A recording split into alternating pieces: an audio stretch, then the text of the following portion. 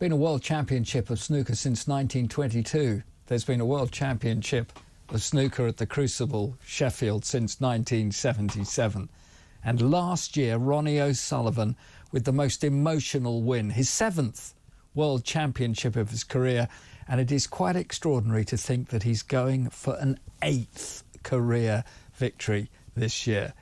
The championship started yesterday. The final will be completed by May the 1st. And between now and then, there will be some extraordinary moments from one of the greatest sporting arenas ever. And, of course, the chaired tables to start with, too. Delighted to say that Mark Stead, the Snooker Scene magazine editor, joins us right now in the Sunday Night Club. Great to talk to you, Marcus. And yet again, I mean, I still, you know, having watched an awful lot of snooker basically all the way through my life, but last year with Ronnie O'Sullivan, I don't think that was one of the sporting highlights of any year, wasn't it? Good evening, Mark. Yes, I mean, I think back to last year, and it was a significant moment for me because people used to ask me who is the greatest player of all time, and the answer I used to give was, in terms of natural ability, Ronnie O'Sullivan, but in terms of making the most of the talent he actually had, Stephen Hendry, because Stephen Hendry had 7 world titles by being a very hard worker. Ronnie O'Sullivan had lots and lots of natural ability, but it was frustrating. His level of dedication over the years, his well-documented personal problems was standing in the way somewhat. But now he's got 7 world titles, and as he approaches his mid to late 40s, he's still at the top of his game. And he played, as the winner always does, begin by playing the first match of the tournament. He played yesterday. He had a 10-7 victory over Pang Zhengzhou. And he was feeling a little bit under the weather, he said. And he hasn't had the best of seasons. His only final this season was at the Champion of Champions. But he is looking as though he's starting to click into gear, Mark. Exactly. Who else? I mean, you know, of the headline makers, John Higgins is another one, of course, 4-time champion. Indeed, Mark. But look at what's happened this afternoon. What an incredible day we've had. Neil Robertson, the winner of this in 2010. He's only reached the semi-finals once in all the years since. But we had an incredible match this afternoon. He played Wu Yizi. Extraordinarily, Robertson made a break of 146 in frame 11. Then he made another 146 in frame 13. That's the first time there have ever been 2 146s in one match.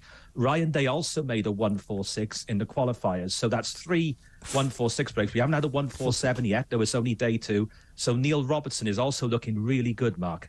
Yeah, I mean, who else for those of us who perhaps don't watch so much as we used to, who else would you be looking at to go a long way in the tournament? Yeah, let's look at the standout players of the season who's won what. Mark Allen, who came back from the summer break, he lost 4 or 5 stone in weight. He plays Fan Zhenzi tomorrow morning. He's won the Northern Ireland Open, the UK Championship and the World Grand Prix, though he's lost his way a little bit in recent weeks. Now, Sean Murphy's another one. He won the title back in 2005. He's reached the final twice in the years since. He had a big operation last summer, so I think he had about 80% of his stomach removed because he's been battling problems with his weight throughout his life, going back to his childhood, and he felt he had to do that. And good grief, it's really started to pay off. I mean, I did wonder whether he had that operation for the right reasons, but it's starting to pay off. He was runner-up at the Welsh Open. He then won the Players' Championship and just a few weeks ago the Tour Championship. And he's also scoring very heavily. He's making ton after ton after ton. So Sean Murphy's definitely one to watch. And also Mark Selby, who's won it 4 times before. He's coming into form at exactly the right time because he won the Classic, which was just played a few weeks ago in his home city of Leicester. This is the most exciting World Championship for quite a few years, in my view, Mark. He plays Matthew Selt, doesn't he? He does, yeah. What about, I mean, we've got these 10 Chinese players suspended at the moment because of the extraordinary stories around that. Just to fill in for other people, you know, we're talking about fixing and all sorts of things with that. And yet there are still others that still make this a fully world event.